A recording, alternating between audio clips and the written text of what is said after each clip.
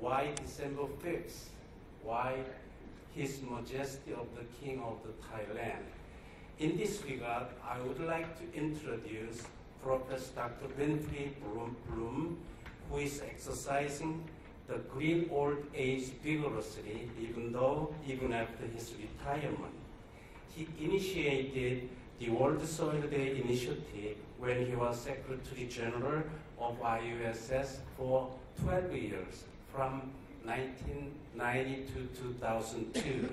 Dr. Winfrey Bloom will bring the chronicles of World Soil Day in detail to you. Here is Professor Bloom.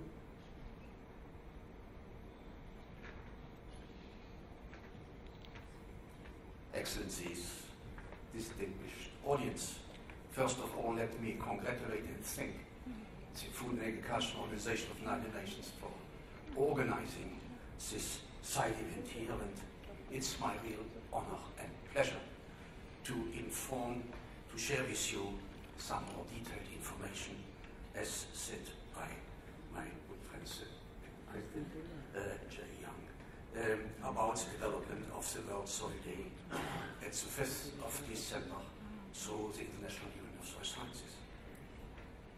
After the 16th World Congress of Soil Science in Montpellier in France, and after organizing complete revision of our structure, scientific and administrative structure, we started to think, what is our impact on the broad public? Do our publications reach those who need them? And we had to clearly state that there was no effect, or nearly no effect. And this was the reason why we started to aim at a World Soil Day in order to raise awareness in the world community about the importance of soils for sustaining society and the environment, and about the increasing threats to worldwide soil losses and soil degradation. But as scientists, we knew, of course, that science has no mandate in the political arena, and therefore we had to look for allies which could support our endeavors in the international political sphere. And we were quite successful, because after 1998, the Thai Society, the Society of Soil Science in Thailand, started to prepare the 17th World Congress, 2002 in Bangkok. And this occurred under the new IUSS President, Sompong Theravong, and his Vice President, Gerome. During these years, we from the International Union of Soil Sciences traveled a lot in Thailand. We had meetings and conferences. And when we passed through the country, from north to south, from east to west, we found a lot of experiments all over in different ecological regions. And when we asked who has organized, who has initiated these experiments, people said, this was King Bhumibol, who did this for us. He initiated this, and he even came to us farmers, to rural communities, in order to tell us how to improve our agricultural production. And he helped them with technical advice and even his own funds. And as you have heard from the Deputy Minister Yudapong Charasachin, he did a lot for reclaiming acid-sulfate soils. He also introduced vetiver grass in order to prevent erosion. This was an outstanding example on how a political, intellectual, and spiritual leader of a country can promote soil protection and sustainable use of soils. And this was the main reason why during the 17th World Congress in Bangkok in 2002, the Council of the International Union of Soil Sciences launched the 5th December, the birthday of the King of Thailand, as World Soil Day, by the following resolution, I quote, "The IUSS resolves that the responsible worldwide organizations, and FAO is one of these worldwide responsible organizations, are addressed to install an annual day of the soil on December 5th, the birthday of His Majesty King Bhumipol Adulyadej, King of Thailand. And since 2002, many countries, especially soil science organizations, are celebrating this day, the 5th of December, as a day of soil. With this was also the reason why we decided to bestow on King Bhumipol the Humanitarian Soil Scientist Award as the outstanding personality in the world for promoting soil protection and sustainable land use. And as you could see here in the video, this medal was bestowed in April this year, and IUSS is proud and honored to have had this opportunity to hand over this medal to King Bhumipol, King of Thailand.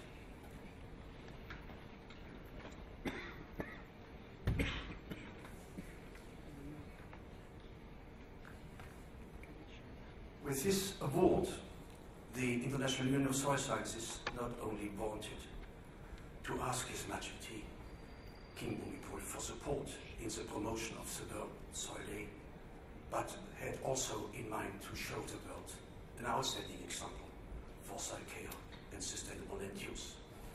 Maybe it's interesting for you to translate the name Bhumipol to you in English. And Bhumipol means power of the land. I repeat, power of the land. And in this sense, His Majesty, the King of Thailand, has empowered and still is empowering his country to protect its soils and to use them sustainably.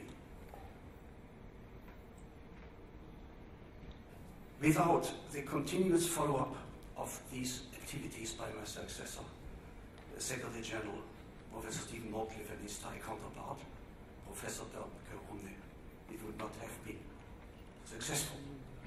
And it's my pleasure to mention this here.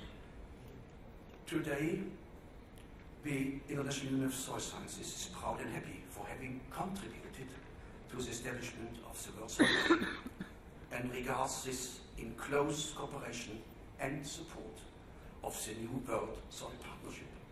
We do hope that with your help and your support it will be possible to make the last steps towards installation of this World Soil Day in the international field, bringing soils to the mind of the world community, what is most urgently needed.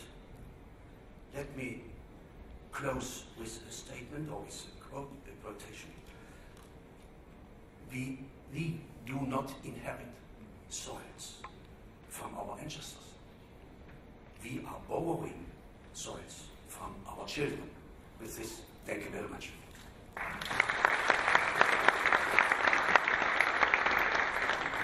Thank you very much. The importance of soils and the key role that they play in food security isn't always easy to explain to the general public. Part of the role of the Global Soil Partnership is to provide information about soil resources and to encourage the safeguarding of healthy soils. We are pleased to screen this 5-minute video explaining the crucial role soils play in food security and providing examples of how local farmers are adopting innovative methods to protect their soils.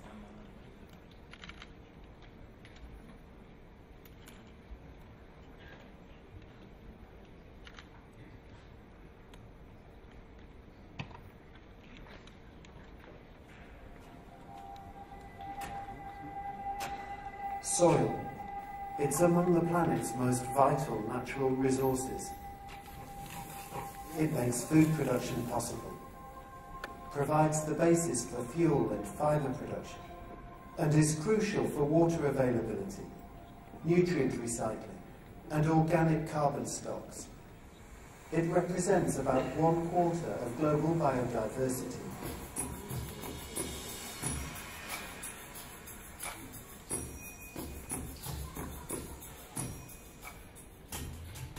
It takes between 100 and 1,000 years to form just 1 centimetre of soil. And because it's all around us, we tend to overlook the fact that soils are a limited resource. And because threats such as erosion, nutrient decline, acidification, salinisation, compaction, and pollution can destroy 1 centimetre of soil in just 1 to 10 years, it's a resource that is seriously under threat. Despite this, we're making increasing demands on this depleting resource.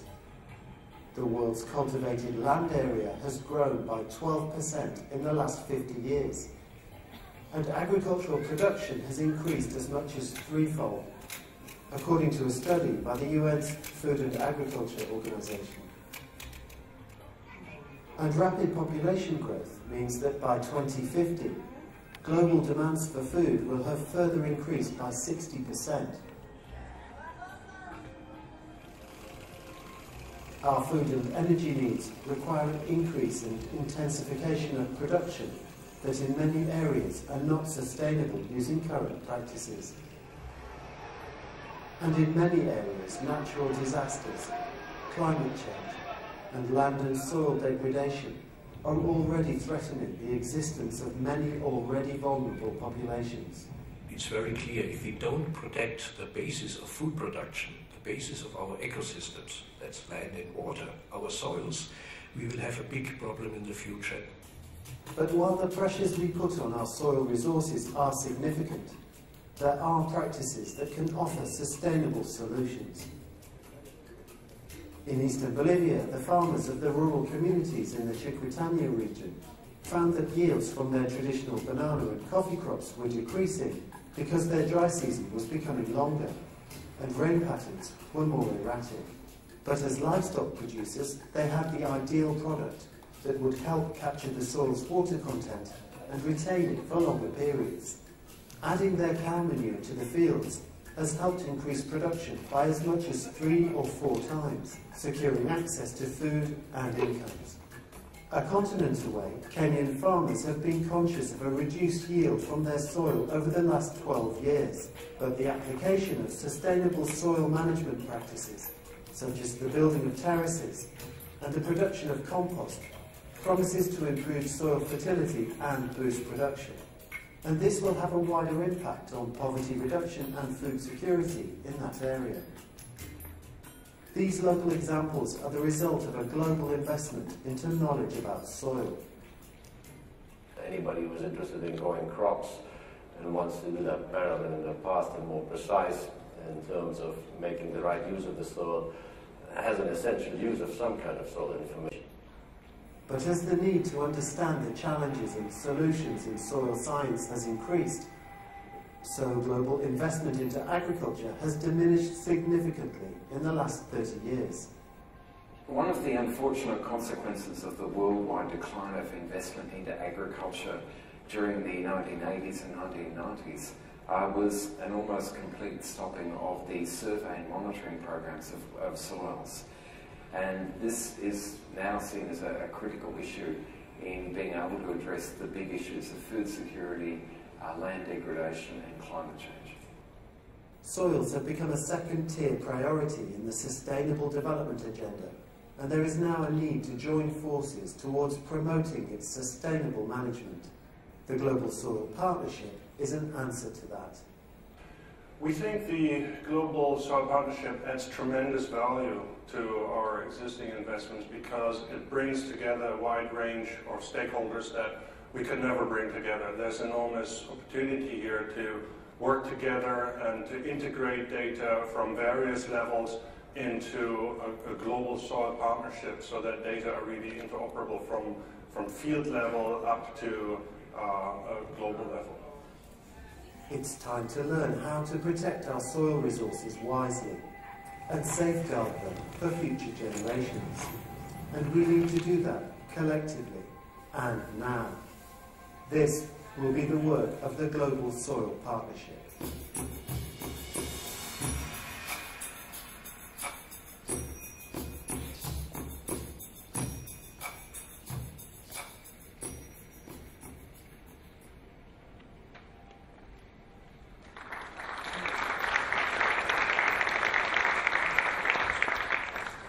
like to mention that this film is available on the FAO YouTube channel. And as we heard earlier today, we're also launching a new report today, the World Soil Report. And I'd like to turn this over to Mr. Alexander Müller to talk about the report. Thanks a lot, Your Excellencies, ladies and gentlemen. I only would like to make two brief comments on this report. First of all, I would like to thank the people who have written this report, Christian Umuto, Freddy Nachtergaal, and Roland Vargas. But this is very important for the way we are working. This report is based on contributions from all over the globe. The Global Soil Partnership is a real partnership, and if you look on page 3 in the acknowledgement, you will see that based on national soil data, regional workshops, a lot of people from all over the world have put their emphasis in producing this report, and therefore this is the start of our technical work in the Global Soil Partnership, the state-of-the-art report on global and regional soil information. Where are we? Where do we go? And therefore, I would like to thank everybody who has contributed, and I really hope that we can keep the spirit of working together. My second very brief comment is, considering the fact that I'm sitting very close to the President of the International Union of Soil Sciences, I'm not going to make a technical presentation here, because you and the experts here immediately realize that I am not a soil scientist, and therefore I would like to ask Roland Vargas to make the technical presentation on the content of this publication. Thanks a lot.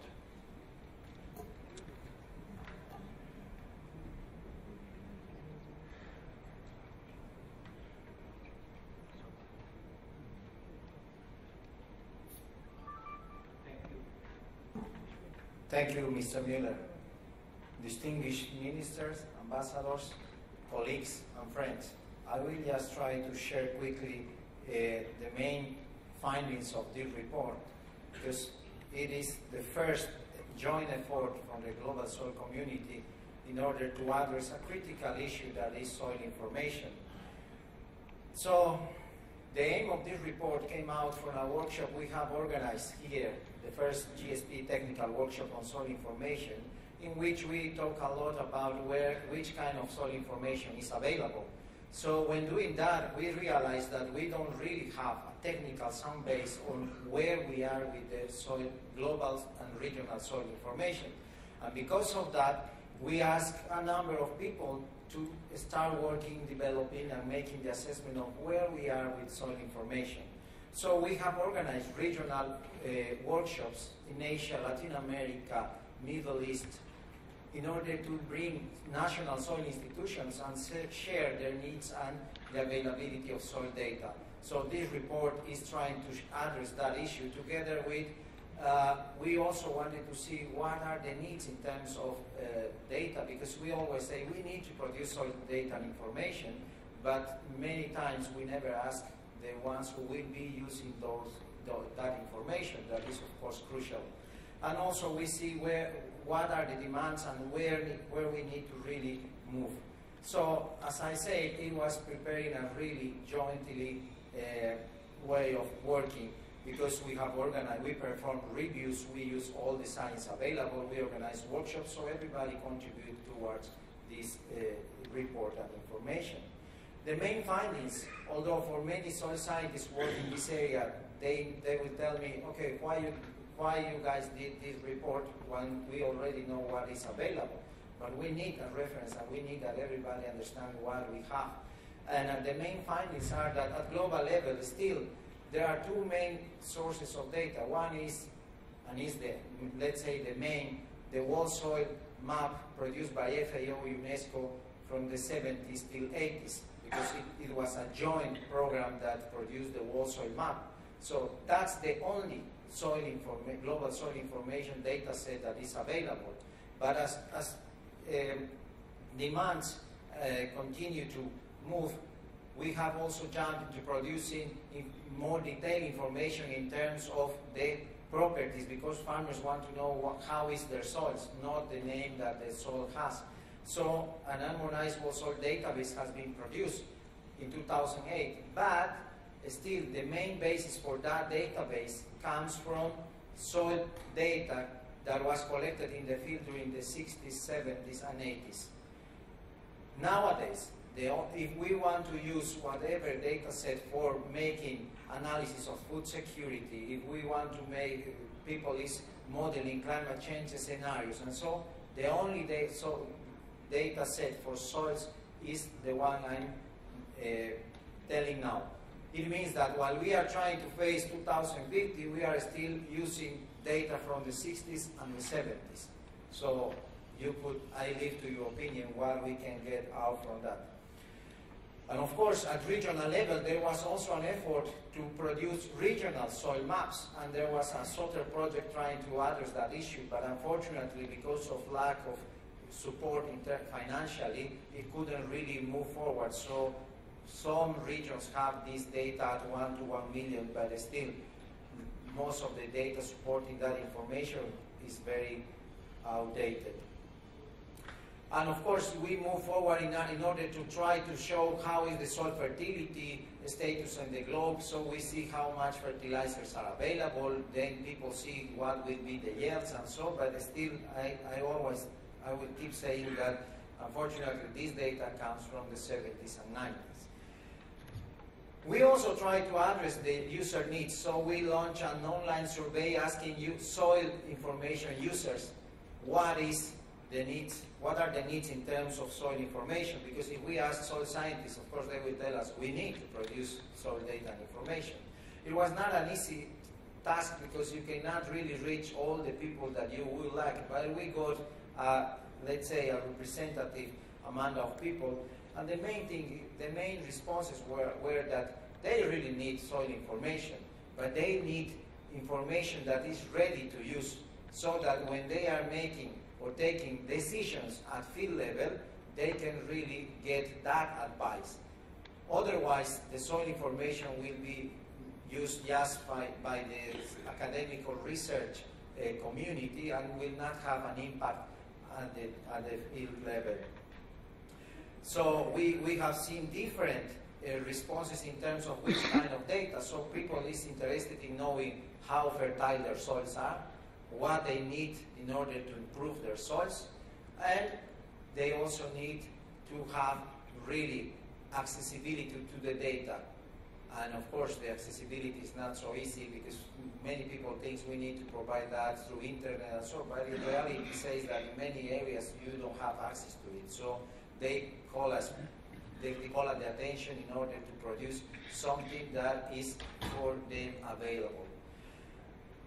Also, we try to see what are the responses. We are seeing that the soil information is quite outdated, but now are we responding to the needs in terms of where the global trends in terms of development and food security? So we analyzed that and we found that there are two main initiatives. There has been a very important scientific development in terms of producing soil information. So new tools are available that could really improve the way we produce data and the way the quality of the data is presented. And currently there is one global project, but unfortunately we don't have certainty when a new soil data set will be available. They say that perhaps by 2017 we will have 20 countries, but our concern is global, so we cannot really wait for too much. And that was indeed one of the main concerns. And that is why, while we are trying to establish some specific actions of the Global Soil Partnership, we have seen that this is a crucial activity that we have to embark. But the very important point there is that we have to do that jointly, and that's why we have started trying to work in the regions with the national soil institutions to provide capacity development, because that has been one of the key points identified by people. What are the main conclusions of the report? Basically is that unfortunately the soil science community nowadays is not ready to respond to the current and future challenges in terms of soil information. Because we have those data sets, but we cannot really give you accurate information because the current status of soils are not really known. So we need to move forward into that, and we have to really think seriously, because currently there are financial crisis in terms of there is not many people or funders who want to support soil information per se. Therefore, we have concluded that there is need to make an alliance in order to really have one common goal and try to produce the new soil information, but thinking that it has to be, it has to consider the dynamics of soils, because we cannot just think of producing one map and then forget it. We need to adjust to the dynamics. So monitoring is very important. And of course, the huge challenge is to try to get soil information. So many people make efforts like that, but we have to really try to link that information is needed, but we need to also think how this will be used. Otherwise, we will have been just investing in producing new reports, publications to be on the shelves without really much use. So I invite you, of course, to visit, to have a look to the report. It has more details to what I said, and it will be available on our website, and we will start trying to make diffusion of it towards different people. Thank you very much.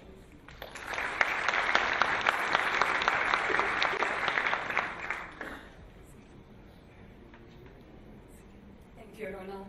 And our last segment of today's events, we're going to have a more interactive discussion. We'll take advantage of all of the expertise we have up here on the stage and the geographic diversity. But first we will have Ambassador Mario Arbelo from the Dominican Republic to make a short presentation.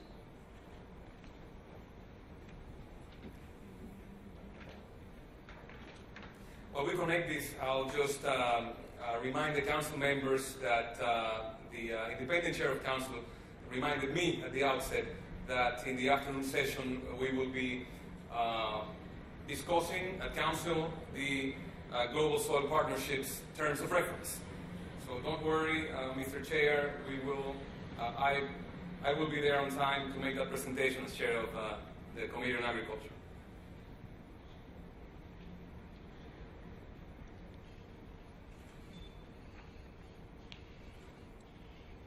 La palabra suelo viene del latín solium.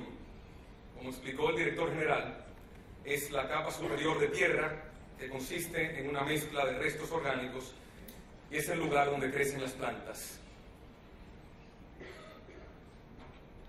La mayor parte de la superficie del globo, como sabemos muy bien porque lo aprendimos en la escuela primaria, está cubierta por agua. 2/3 partes de la corteza terrestre está sumergida bajo el nivel del mar. Esto significa que solo disponemos de 1/3 de la superficie de la Tierra para sembrar plantas. Pero aún contando con ese espacio limitado, las semillas no son capaces de germinar en todas partes. En un continente completo, la Antártida, es imposible desarrollar la agricultura. En ese territorio cubierto por el hielo cabría el continente europeo completo, además de acomodar 10 veces el territorio del Reino de Tailandia. Tampoco podemos sembrar en las alturas, porque a lo largo de 4.000 millones de años de evolución, la prosperidad biológica y la multiplicación de las especies está favorecida por el nivel del mar y no por las nubes. Es por ello que más de la mitad de la población mundial vive sobre las costas o en su vecindad inmediata. Pero donde la tierra se encuentra con los océanos, tampoco es posible desarrollar la agricultura a consecuencia de la salinización y de la erosión. Las arenas, donde no hay nutrientes que puedan sostener la supervivencia de plantas o de animales, cubren la 1/5 parte del planeta. Solo el desierto del Sahara, en el África septentrional, hay una extensión mayor que la de Canadá o Estados Unidos. En las ciudades, que continúan creciendo a ritmo vertiginoso, los sembradíos se dificultan. La FAO promueve esfuerzos para crear las condiciones de ciudades más verdes, con huertos urbanos, para la producción familiar y escolar. Es un ámbito donde se requiere redoblar esfuerzos. En las tundras, el clima subpolar deja muy poco espacio para la actividad agrícola.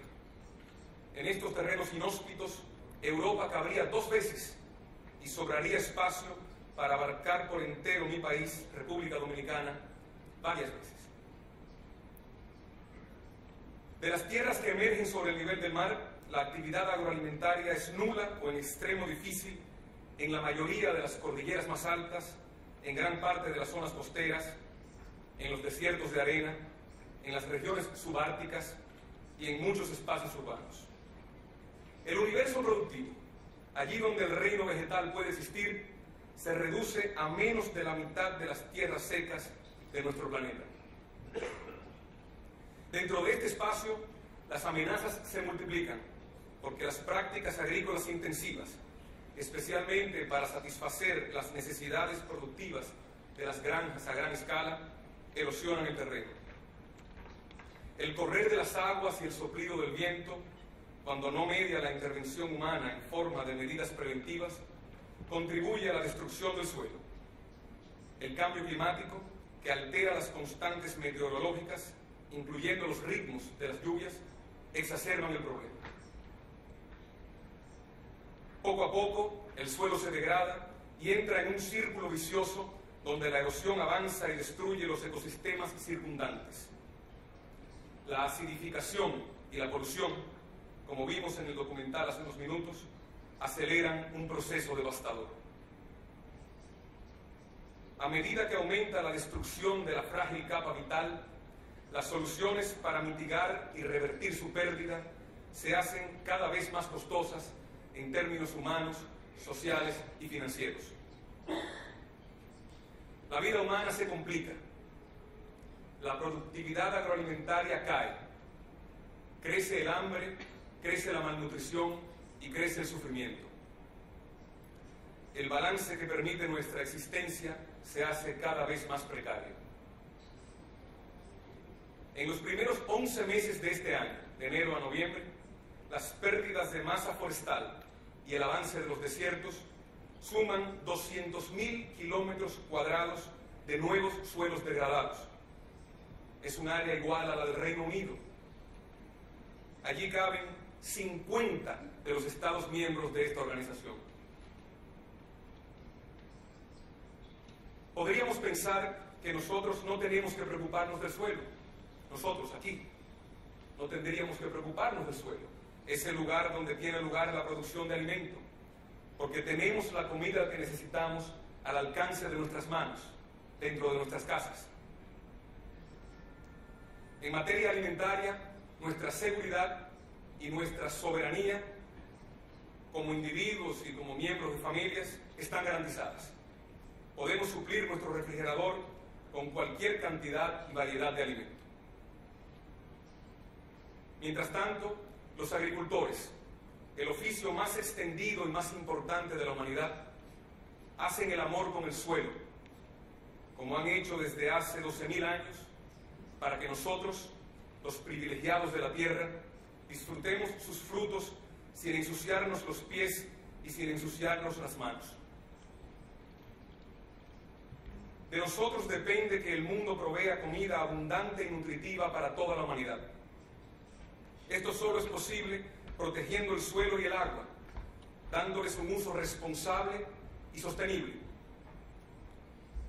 El día de hoy, la FAO da un salto hacia adelante con la publicación del reporte técnico que los señores Müller y Vargas acaban de presentar y que el Consejo va también a unirse con la aprobación en unos minutos de los términos de referencia de la Alianza Mundial para el Suelo. Dejar el suelo a la suerte de los elementos, explotar el suelo sin detenernos a pensar en la herencia de nuestros hijos, es un crimen moral. Ignorar el suelo, ese lugar sagrado de donde hemos surgido y que necesitamos para seguir existiendo, nos lleva a un camino del que no hay retorno.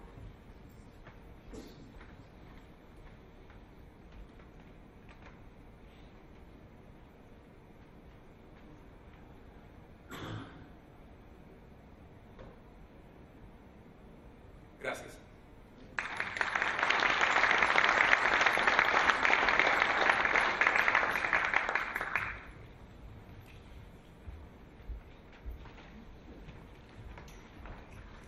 Excellent presentation, thank you. In this very last segment of today's event, and we promise that we will get everyone to council on time, so we would like to have an interactive session with our panelists, and I would like to turn it over to you to answer some of the questions and maybe start a discussion. I'd like to know perhaps how important are the role of soils in securing food security, and what can we do to get this message out to policymakers, to the general public, to our colleagues? I don't know who would like to start first. Yes, please.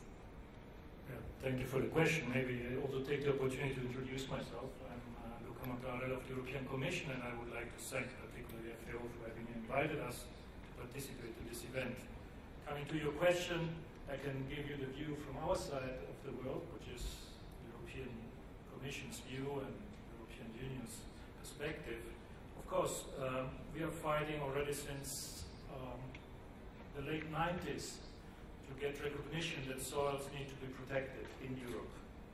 When I say we, I mean particularly the European Commission, because we have been working quite hard, I must say, to prepare a strategy on how to get soil protection effectively implemented in the EU, which is called the EU Soil Thematic Strategy. We presented this to the European Parliament and to the EU Council in 2006.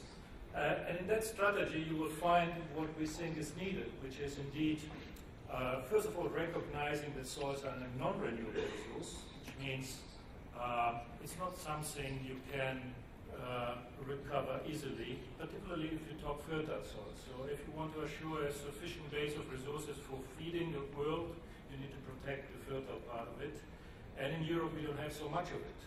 So we are very much concerned with all the processes going on in degrading these fertile soils, and particularly with the fact that many of these soils are now, particularly in our part of the world, taken by other land uses, for example, housing, infrastructure, urban development, which maybe should take a little bit more care that we maintain a fertile soil production for our part of the world. This came particularly up in the policy agenda in 2008, I would say, when there was the big tension on the global food commodity markets, where for the first time also in our part of the world we realized that maybe we should start thinking of keeping enough soils to feed the population for the future generations. Thank you. And we're lucky enough to have excellent geographic representation here, so I don't know someone specifically from Latin America, Africa, Asia, if you would like to speak about specifically in your region, what you think some of the major challenges are.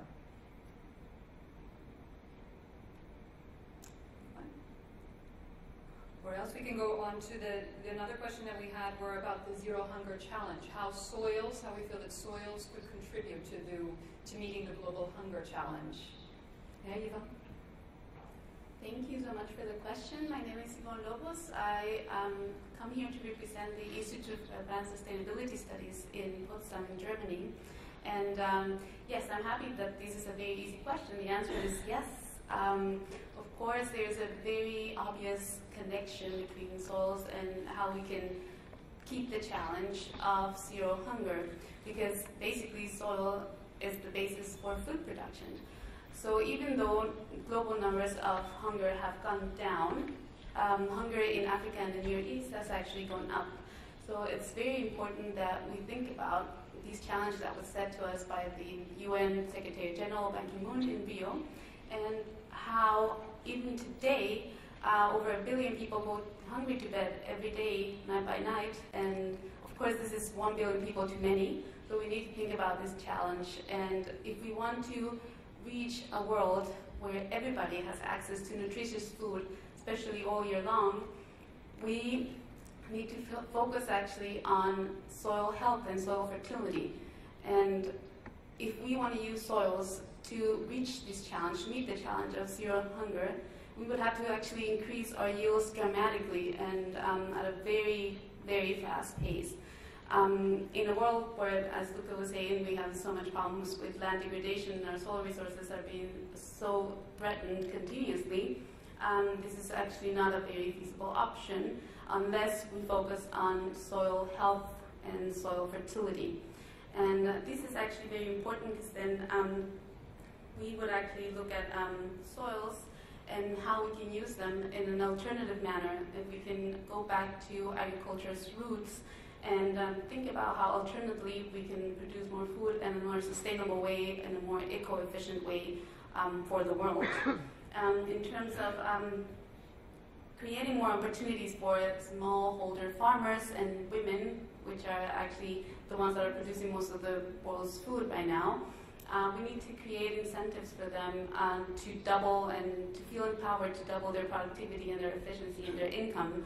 But this is only going to be reached through effective governance instruments, for which the voluntary guidelines of the FAO are a very good example of how we can move forward in this topic.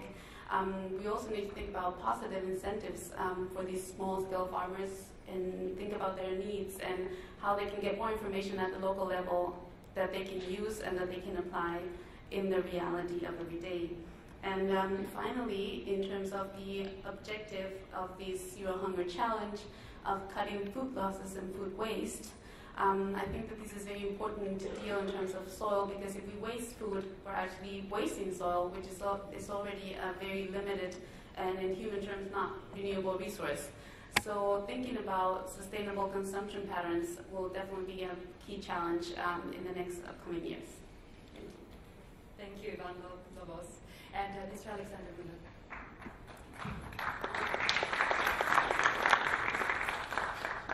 Thanks a lot. I always wonder why the question how to manage soils in a sustainable way is not on top of the political agenda. Because we will not be able to meet the challenges of the future without healthy soils. Feeding a growing population, dealing with climate change, both adaptation and mitigation, conserving biodiversity for the future, mining of natural resources, growing urban areas, and this all is related to the basis of our life to soils. And still we are dealing with soils like they are available everywhere and they are very cheap and we don't have to take care of them. So for me, the question of awareness raising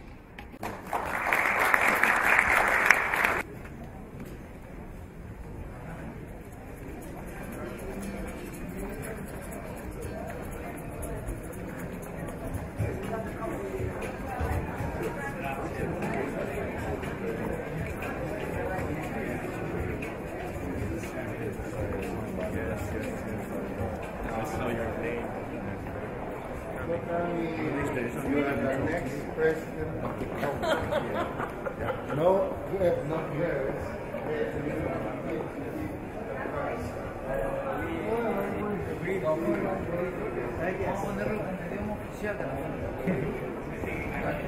Tenemos la ventaja de saber